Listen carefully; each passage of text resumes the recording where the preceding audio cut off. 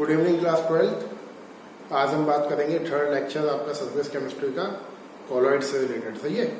Notes में आपके एक टॉपिक दिया हुआ है catalyst and catalysis and enzyme. ये मैं भी बीच में से स्किप कर रहा हूँ। रीजन ये है कि ये जो टॉपिक है आपके वो मैं लास्ट में लूंगा क्योंकि ये इस साल के सिलेबस से हट गया है आपका कैटालिसिस, कैटलिस्ट एंड एंजाइम। सही है। वो लास्ट में पढ़ा दूंगा मैं तो बता भी दूंगा आपको, है ना। तो आगे है आपका कॉलॉइड। कॉलॉइड आपने पढ़ा हुआ है 9th में। क्या होता है कॉलॉइड? कॉलॉइड एक कॉम्बिनेशन है किसका? डिस्पर्स्ड फेज है डिस्पर्जन मीडियम का। जैसे हम सॉल्यूशन में बोलते हैं सॉल्यूट एंड सॉल्वेंट, कॉलॉइड में हम सॉल्यूट और सॉल्वेंट नहीं बोलते हैं। क्यों नहीं बोलते हैं? रीजन है, अगर आपने शुगर को वाटर में डाला तो शुगर क्या होगी? कंप्लीटली मिक्स हो जाएगी आपके वाटर में और क्या फॉर्म करेगी? Homogeneous combination. बट आपके जो कॉलॉइड्स होते हैं दे आर जनरली हेट्रोजीनियस। सही है। हेट्रोजीनियस का मतलब क्या है? जिसके पार्टिकल मिक्स ना हो।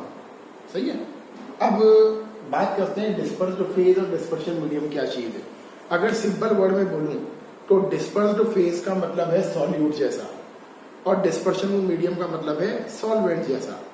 मतलब कॉलॉइड में जो कम क्वांटिटी में प्रेजेंट है वो डिस्पर्स्ड फेज है और ज्यादा क्वांटिटी में प्रेजेंट है वो क्या है? डिस्पर्शन मीडियम है। इससे ज्यादा 12th में कोई पूछेगा नहीं, बिकॉज 9th क्लास तो है नहीं तो आपसे डेफिनेशन कॉलॉइड का कोई पूछ लेगा। मेरे अकॉर्डिंग तो डेफिनेशन भी नहीं आएगी। आता क्या है बोर्ड एग्जाम में? आते हैं आपके कॉलॉइड के एग्जाम्पल्स। अब ये टेबल आपके एनसीईआरटी में मेंशन है, इवन मेरे नोट्स में मेंशन है।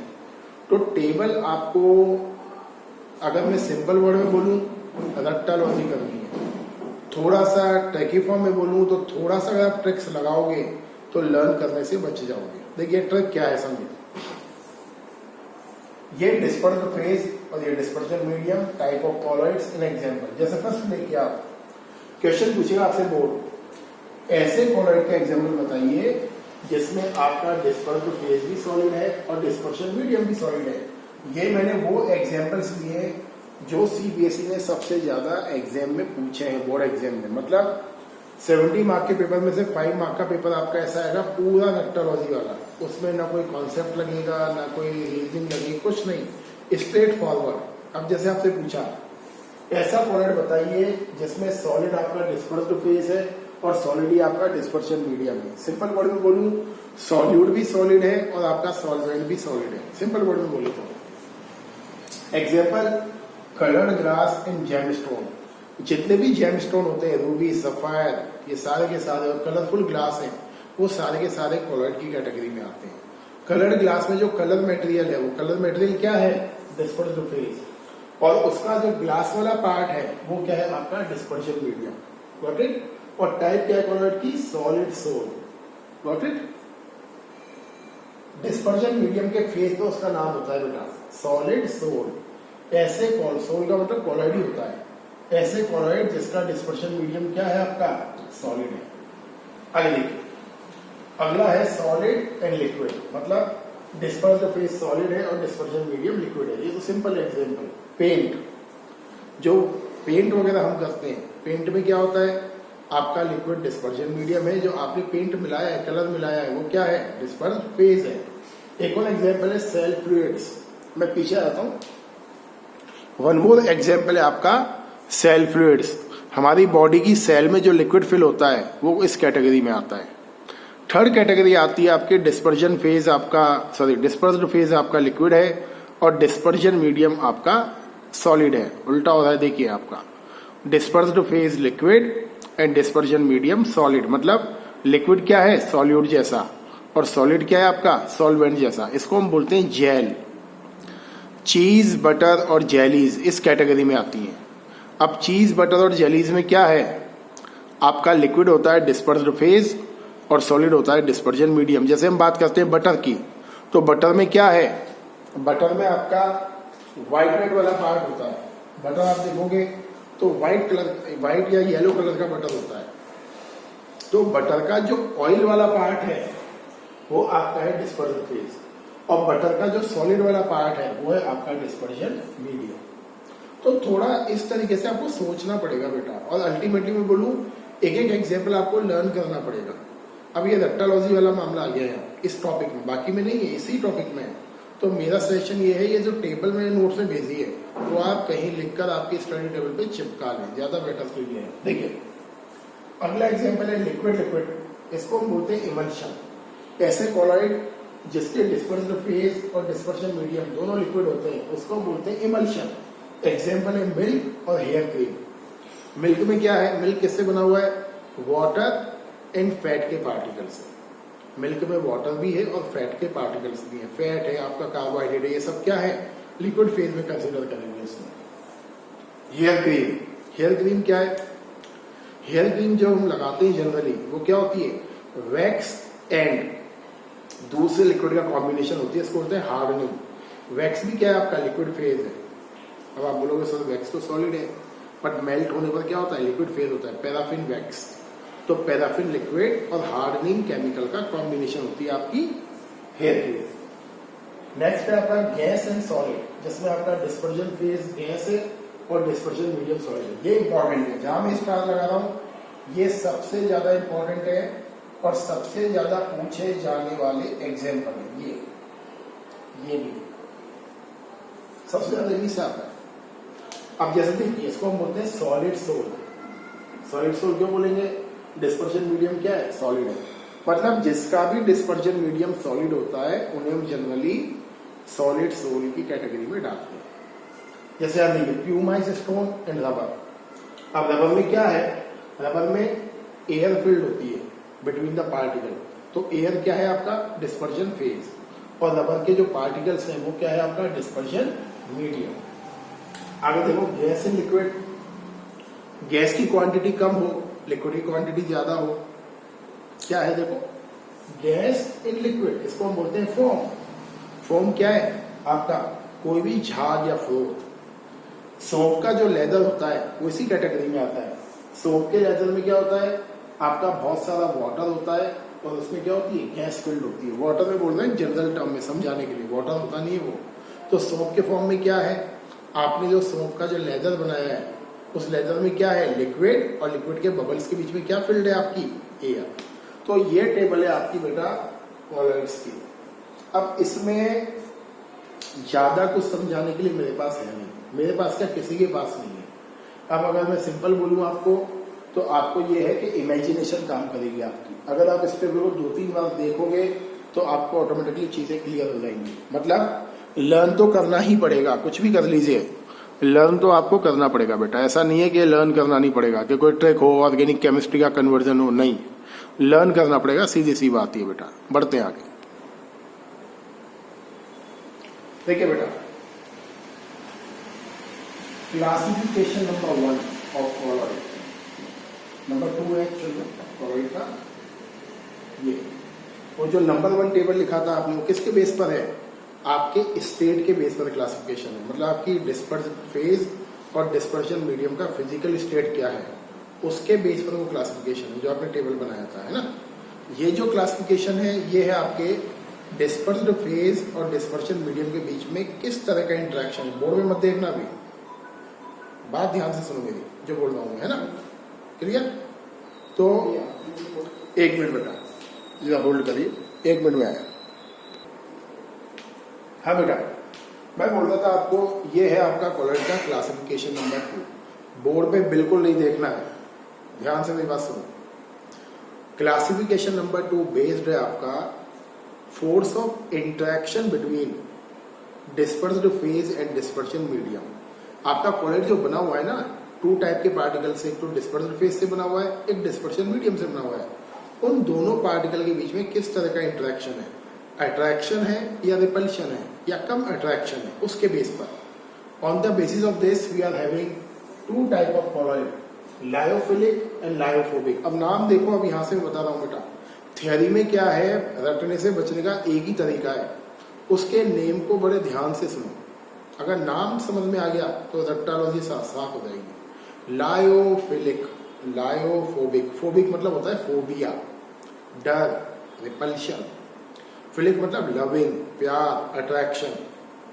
देखिए लायोफिलिक में क्या होता है, आपके कॉलॉइड के पार्टिकल्स के बीच में जो डिस्पर्स्ड फेज है और डिस्पर्शन मीडियम है, उसमें होता है attraction, they are loving to each other, point number 1। ये डेफिनेशन भी है। लायोफोबिक में क्या है, between the particle of dispersed phase and dispersion medium they don't have any kind of attraction या they are having very less force of attraction, point number 1। Point number 2, जो lyophilic होते हैं ये ज्यादा स्टेबल होते हैं, क्यों, ऑलरेडी अट्रैक्शन है। लायोफोबिक कम स्टेबल होते हैं।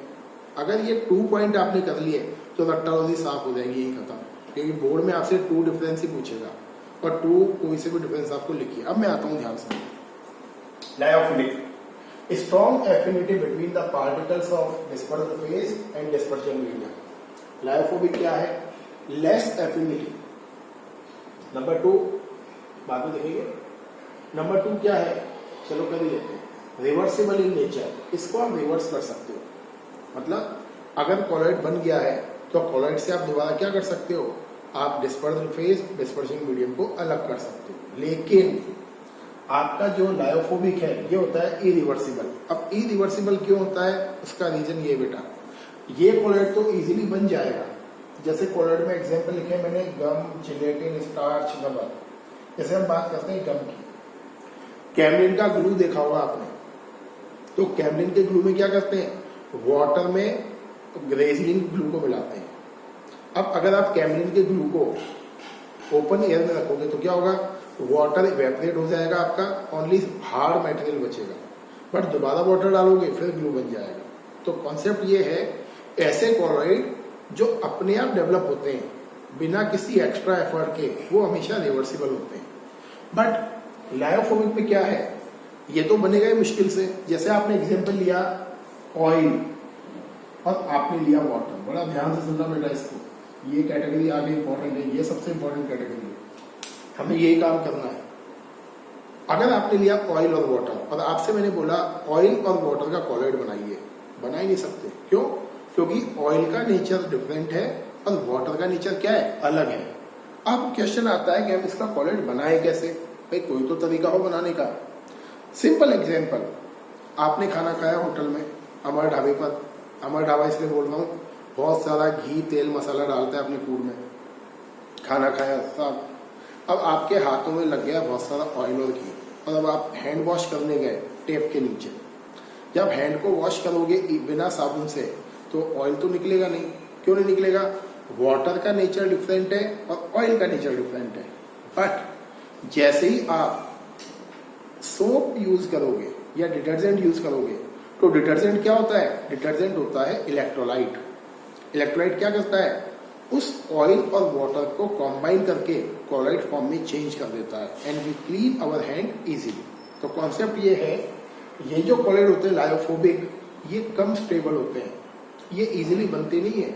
इन्हें बनाने के लिए वी रिक्वायर स्पेशल केमिकल्स या स्पेशल इलेक्ट्रोलाइट, जिनको हम बोलते हैं stabiliser.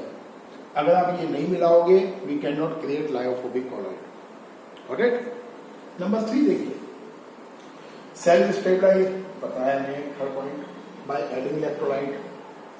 Large amount of electrolytes are required for precipitation. ये बहुत ज्यादा स्टेबल होते हैं। अगर आपको क्लोराइड को दोबारा ब्रेक करना है, पीपीटी में चेंज करना है क्लोराइड को, तो आपको लार्ज अमाउंट ऑफ इलेक्ट्रोलाइट्स की रिक्वायरमेंट होती है। Less amount of electrolytes are required for neutralisation. मतलब अगर इन क्लोराइड्स को आपको पीपीटी में चेंज करना है तो less amount of electrolytes are required. Clear है। अभी एक चीज बताऊंगा इस टॉपिक के बाद, बहुत इंपॉर्टेंट है। एग्जाम्पल क्या है, गम, जिलेटिन, स्टार्च एंड रबर। जितने भी नेचुरल क्लोराइड्स होते हैं 99.99% वो सारे के सारे लायोफिलिक कैटेगरी में आते हैं। बायोमोलिक्यूल वाले क्लोराइड्स, गम वाले क्लोराइड, रबर, लेटेक्स, ये सारे के सारे लायोफिलिक में आते हैं। और जितने भी मेड हैं, जैसे मेटल के क्लोराइड्स, सल्फर के क्लोराइड्स, नॉन मेटल के क्लोराइड्स, वो सारे के सारे लायोफोबिक की कैटेगरी में आते हैं। सही है। थोड़ा सा ट्रिक से पढ़ोगे, रटने से बच जाओगे, वरना रटने के लिए बहुत सारी चीजें हमारे पास, और ब्रेन बॉक्स हमें खाली रखना है ऑर्गेनिक के लिए, ये ध्यान में रख के पढ़ना है ना। देखते हैं, देखिए डायग्राम, थोड़ा सा अप लेवल का कॉन्सेप्ट है, समझिए। लेकिन ध्यान से देखिए, ये लायोफिलिक कॉलॉइड का डायग्राम है और ये आपका लायोफोबिक कॉलॉइड का डायग्राम है, इमेजिनरी डायग्राम। अब यहाँ देखिए डिस्पर्स्ड फेज और डिस्पर्शन मीडियम के पार्टिकल, अट्रैक्शन है। डिस्पर्स्ड फेज और डिस्पर्शन मीडियम के पार्टिकल के बीच में क्या है? अट्रैक्शन का कोई काम नहीं है, सही है। तो ये तो कॉलॉइड बन जाएगा इजीली, बट ये कॉलॉइड नहीं बनेगा। इसे कॉलॉइड बनाने के लिए आपको क्या करना पड़ेगा? या तो करिए केमिकल रिएक्शन किसी इलेक्ट्रोलाइट के साथ, या कोई भी केमिकल मेथड अप्लाई करिए, या हम क्या करते हैं, हम जनरली मिलाते हैं इलेक्ट्रोलाइट। सपोज आपने इलेक्ट्रोलाइट मिलाया A+ और B-, कोई भी हो सकता है, KCl, MgCl2 व्हाटएवर। होता क्या है, डिस्पर्जन मीडियम तो मीडियम प्रोवाइड करेगा।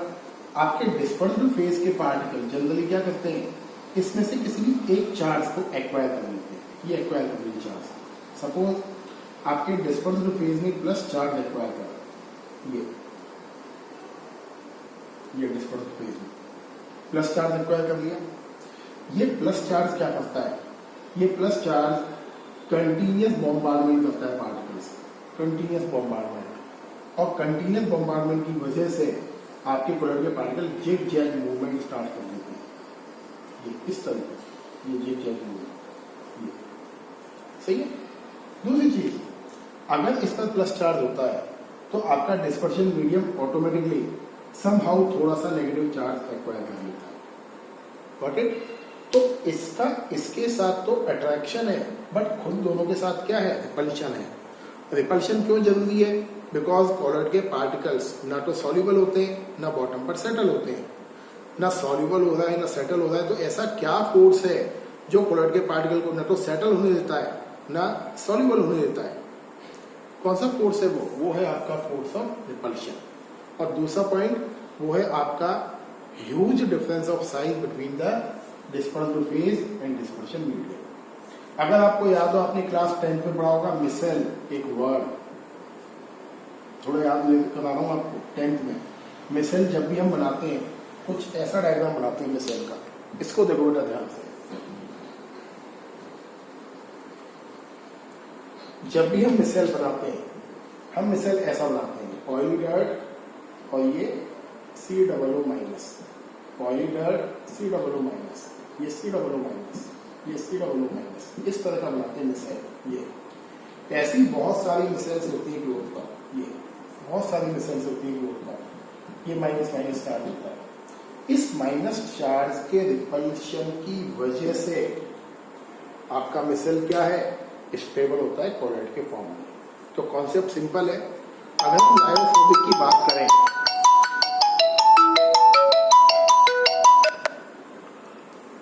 कॉन्सेप्ट सिंपल है। अगर हम लायोफोबिक की बात करें तो लायोफोबिक कॉलॉइड तब ही बनेगा जब आप उसमें कोई ना कोई इलेक्ट्रोलाइट या केमिकल ऐड करेंगे, जिसको हम बोलते हैं स्टेबलाइजर। वरना लायोफोबिक कॉलॉइड के पार्टिकल्स में कोई भी इंटरेक्शन नहीं होगा। दूसरी चीज, यहां तो प्रॉब्लम थी लायोफिलिक में। दूसरी चीज सबसे इंपॉर्टेंट है, कॉलॉइड पार्टिकल के जो डिस्पर्स्ड फेज होते हैं, दे कैरी सेम चार्ज। ये जो सेम चार्ज है, ये कॉलॉइड के पार्टिकल कंटिन्यूस जिगजैग और ब्राउनियन मूवमेंट को फॉलो कराता है। और जिगजैग और ब्राउनियन मूवमेंट की वजह से, कंटिन्यूस रैंडम मूवमेंट की वजह से, जो सेम चार्जेस की वजह से होगा, they do not settle, also they do not dissolve. अब आपसे बोर्ड में क्वेश्चन पूछा कि कॉलॉइड के पार्टिकल्स बॉटम पर सेटल क्यों नहीं होते हैं और डिसॉल्व क्यों नहीं होते हैं? तो डिसॉल्व क्यों नहीं होते हैं? बिकॉज डिस्पर्जन फेज और डिस्पर्जन मीडियम, इसके पार्टिकल के साइज में बहुत ज्यादा गैप होता है। हेटेरोजीनियस कॉम्बिनेशन कब बनेगा? जब आपके जो आपने केमिकल मिक्स करे हैं, दोनों के पार्टिकल का साइज अलग अलग हो। होमोजीनियस सॉल्यूशन कब बनता है? जब दोनों का पार्टिकल का साइज अप्रॉक्स सेम हो। मैंने आपसे क्वेश्चन पूछा केमिस्ट्री के टर्म में, NaCl dissolve in water completely, why? तो 9th क्लास का बच्चा क्या बोलेगा? Because it form homogeneous solution. 12th का बच्चा क्या बोलेगा? इंटेलिजेंट जो बच्चा है, मैं जनरल की बात नहीं कर रहा हूं, जनरल तो दे नहीं पाते आंसर। इंटेलिजेंट वन क्या बोलेगा? बिकॉज NaCl और वाटर के पार्टिकल का साइज अप्रॉक्स सेम है, that's why they form homogeneous solution. Colloid में क्या होता है? आपके डिस्पर्स्ड फेज और डिस्पर्शन मीडियम दोनों के पार्टिकल के साइज में गैप होता है। इस गैप की वजह से they are not completely mixed with each other, that's why they are heterogeneous. दूसरी चीज, कांस्टेंट रैंडम मोशन के लिए कॉलोइड पार्टिकल क्या करते हैं, उस चार्ज के ऊपर रिस्पॉन्सिबल होते हैं। अगर हम इस चार्ज को हटा दें यहां से, हम बोलते हैं ना कि चार्ज हट जाएगा तो क्या होगा, तो अगर हम इस चार्ज को हटा दें, कैसे हटाएं, अगर बाई चांस कॉलोइड इस माइनस चार्ज को एक्वायर कर ले, बी माइनस को एक्वायर कर ले इस कॉलोइड के पार्टिकल, तो क्या होगा, आपका प्लस माइनस क्या होगा, डिफ्यूज हो जाएगा and your dispersed phase will be totally neutralized. In this case, colloid convert into precipitate. और लायोफोबिक क्या है, ऑलरेडी कम स्टेबल होते हैं, इसलिए इन्हें very less amount of electrolyte is required. Got it? तो ये टॉपिक आज का है आपका, लेक्चर ध्यान से देखिए। और अब मैं तो बार बार यही बोलता हूँ और अब भी यही कहूंगा मैं, मंथ ऑफ अगस्त 25 लगभग खत्म, दी एंड पर है। अब जाग जाइए, अब जागने का टाइम है। मैं बार बार जगा रहा हूँ अभी भी आपको। और आज ही एक प्राइवेट स्कूल से इंफॉर्मेशन आई है कि पूरा साल ऑनलाइन ही चलने वाला है काम। पूरे साल ऑनलाइन नहीं है, केवल आप एग्जाम देने जाएंगे बोर्ड के, प्रैक्टिकल और थियोरिटिकल। पूरे साल ऑनलाइन होने वाला है कार्यक्रम, इसका कोई सॉल्यूशन नहीं है। बीच में कुछ हो जाए तो गॉड नोज, लेकिन जाग जाइए, टाइम आ गया जागने का, अब सोने का टाइम नहीं है। और जो सोएगा वो दिक्कत में आएगा बाद में। क्लियर? इसके बाद बहुत इंपॉर्टेंट चैप्टर करना है पी ब्लॉक। मैं आपको पी ब्लॉक, जिसका भी वीक है आपका क्लास 11 का चैप्टर क्लासिफिकेशन ऑफ एलिमेंट, उसके सारे वीडियो लेक्चर में शेयर कर दूंगा आपके ग्रुप में, व्हाट्सएप वाले में, आप देख लेना। पीरियोडिक ट्रेंड्स एंड प्रॉपर्टीज वाला वो जो electron gain enthalpy, negative P and all the सारी चीजें वो देख लेना पहले, और टाइम से देखना। जो नए बच्चे हैं जिन्होंने रिसेंटली ज्वाइन करा है, अभी 1 या 2 हफ्ते हो गए, मैं उन्हें सबको बोलूंगा, अब टाइम नहीं बचाएगा सर मुझे भी 1 हफ्ता हो, 2 हफ्ता दो, 3 हफ्ता दो, आप ले लो अपना time, but don't blame teacher after 1 और 2 मंथ। आप ये नहीं कि आप बोलेंगे सर मुझे तो बताएंगे, मैं बार बार ये बोल रहा हूँ, जितना जल्दी मेन स्ट्रीम में आप आ जाओगे उतना अच्छा आपके लिए, सबके लिए। We conducted 17 test in chemistry, more two. सही है, थैंक यू।